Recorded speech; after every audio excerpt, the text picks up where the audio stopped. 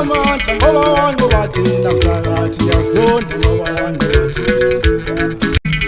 Saphinde sahlangana futhi babukele emakhaya sekunjalo niyabona mnumzane ukuthi ubuyile uMkhulu Dr. Dube uphinde futhi uyasimemezela uMkhulu Dr. Dube ukuthi ngawo umhla ka-30 kusasa nje okusayo phambi kwakusasa babukele uzobe sekukhona laphayana eGoli kwaNdungazi yaduma eProtea Glen babukele ngase Engine Garage. Wena okwakho ukuthi umshayeli noma umWhatsApp akufakele ilocation umkhulu uzobe etholakala laphayana eSoweto eGoli khona ngawo umgqibelo le esiya kuwona babukele emakhaya abanye bathi isabatha aphinde adlule ngomhla ka2 atholakale khona laphayana eGrandfontein babukeli ngakwamakhoti khona laphayana eKapa Loduma babukele emakhaya.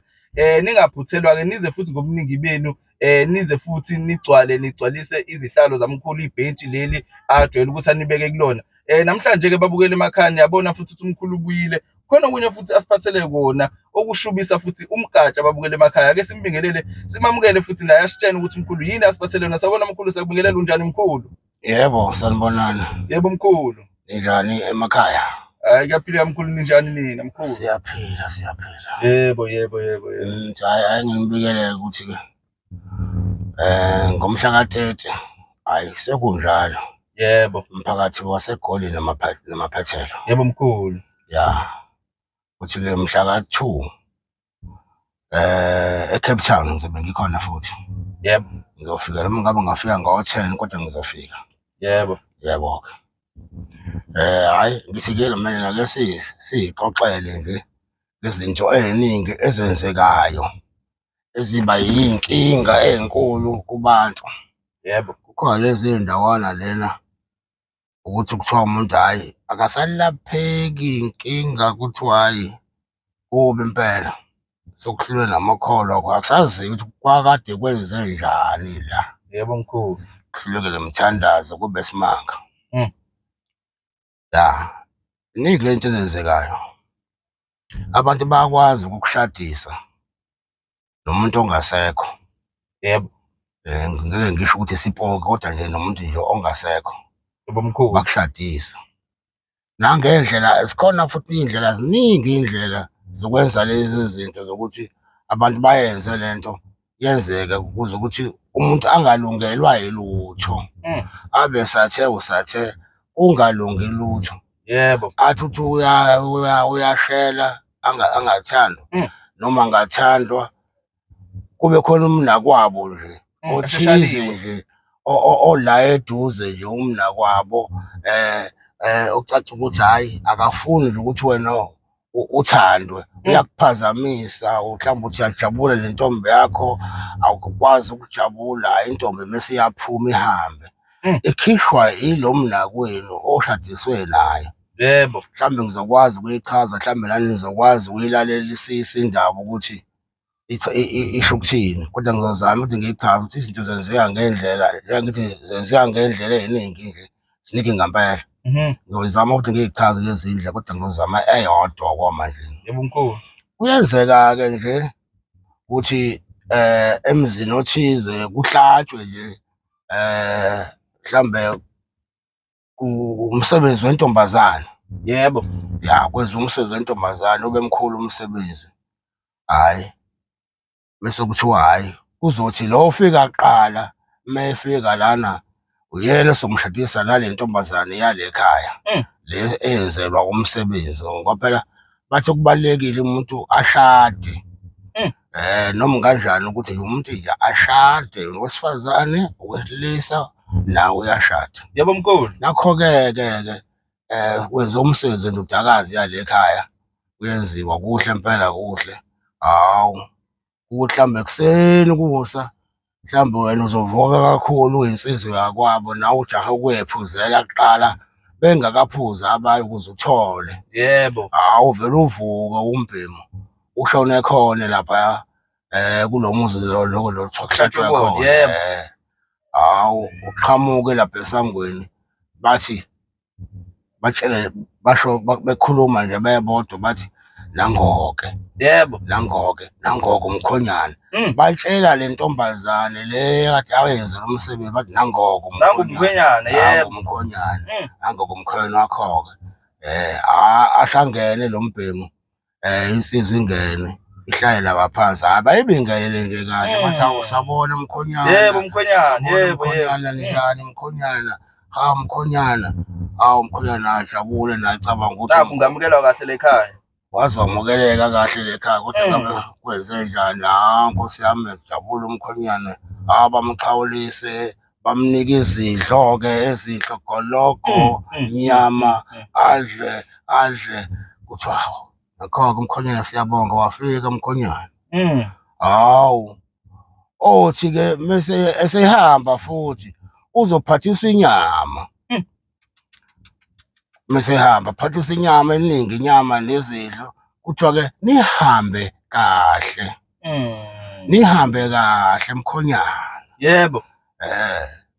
Usuyashadiswa-ke ngaleso simo leso-ke usuyashadiswa-ke nale ntombi yakhona, yebo. Usuthi uma uhamba usuzohamba naye le ntombi siyazi ukuthi umkhonyane-ke manje umkhonyane nomphela wayo wena, yebo. Sengisho ukuthi-ke zonke lezo zinto izona izinto ezishaya abantu ugcina ungaganwanga wena ugcina usuyimpoqompoqo usuphuphile kanti waganiselwa yebo mkhulu ngomuntu ongamazi ukuthi ubani ula kuwena kodwa-ke konke lokho umkhulu Dube uyakwazi ukukukhipha ukukusiza ukona akukhiphe akulahle. Yebo. Kona-ke ziningi-ke nezinye iy'ndlela engikhipha ngayo lezi zinto futhi nazo ziningi futhi izinto ezenzeka ngayo abantu abay'faka ngayo kubantu lezi zinto bese ziyenzeka. Yebo. Zikhona impela kubi impela nje. Nibhasobhe uma ukuthi uyodla inyama ungahambi wedwa uhamba kanye namadoda ngoba ongena enkingeni uhamba uwedwa futhi uganiselwe ngoba aganiselana ungathathi kancane nawo lamabhadi enzekayo mhlawumbe bekukhishwa ibhadi lekhaya. Yebo. Wena useniyafika nina nizodla inyama nogcina nidla inyama nodwa la eyenodwa imbuzi engathi nidla niyabusiswa kanti cha akukho ukubusa la. Ngifaka amabhadi ayakhishwa amabhadi lekhaya angeniswa kubani kunina niyadla nina kuthiwa hhayi abantu bangaphandle bembuzi iwona-ke amabhadi wonke lawa angena kubantu. Yebo. Ya injalo-ke siyayichaza. Manje mkhulu ake ngiphinde ngibuze futhi lana mkhulu mhlambe esimweni esinjenganaleso mkhulu sokuganiselwa ungazi kanjalo nje ukuba uchaza nje mkhulu mhlawumbe ufike la kumcimbi khona kade kumsebenzi khona mawumuntu kuyenzekani mkhulu mhlambe uganiselwe futhi mhlambe nomuntu wesilisa kanjalo eganiselwa ngomuntu wesifazane mkhulu mhlambe ubulili kubukhethile ukuthi umuntu wesifazane kuphela uganisela ngaleyo ndlela leyo mhlambe owesilisa yena akwenzeki yini ngaleyo ndlela mkhulu noma akukhethile nje ukuthi ubona buphi ubulili.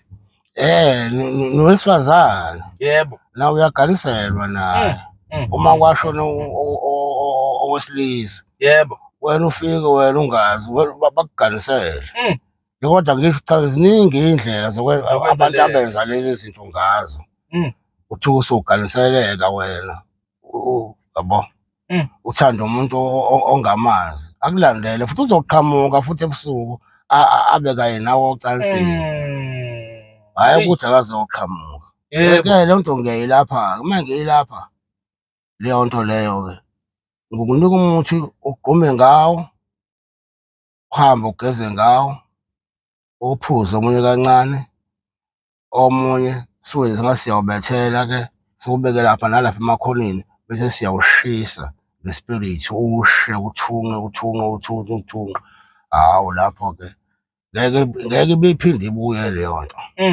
Yebo. Same time lo ngeke iphinde ibuye leyo nto. Ngikusha kanjalo-ke leyo nto leyo. Yebo. Ya.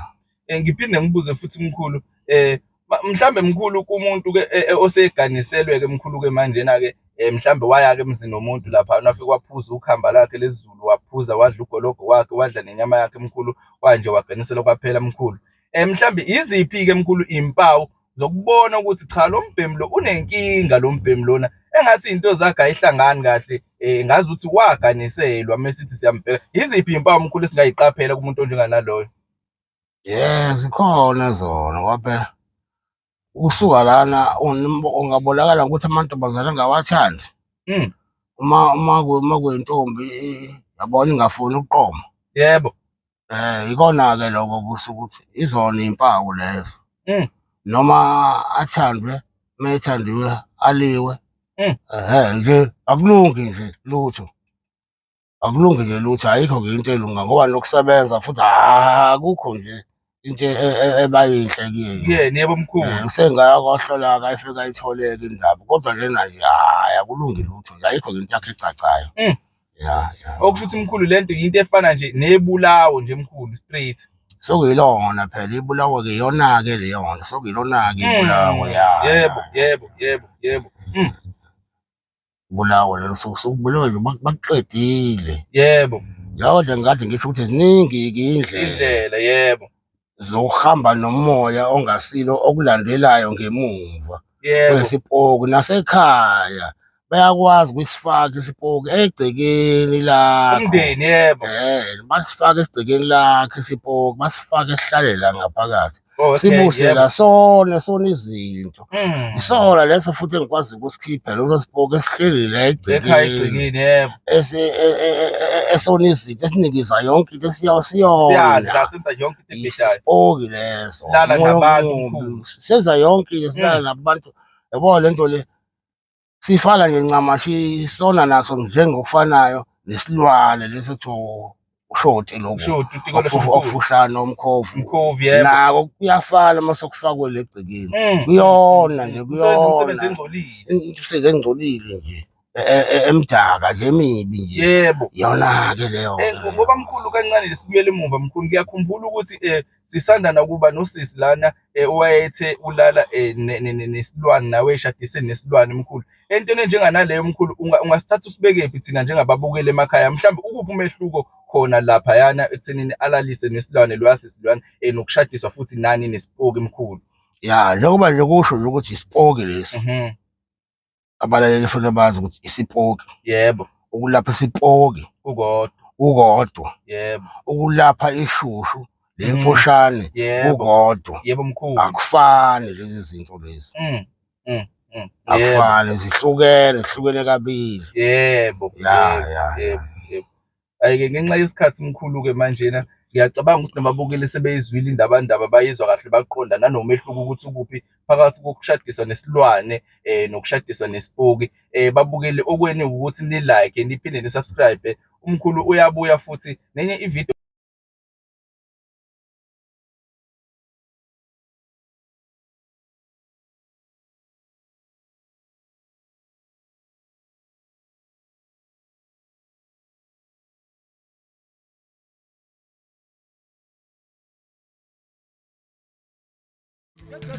Hamba nomantokomane, ufamba khuphuka amantokomane. Hayi still nodaba uzoza wena. Ungajahi ukhozi ngenja mfana, sekhothi impembe yomini.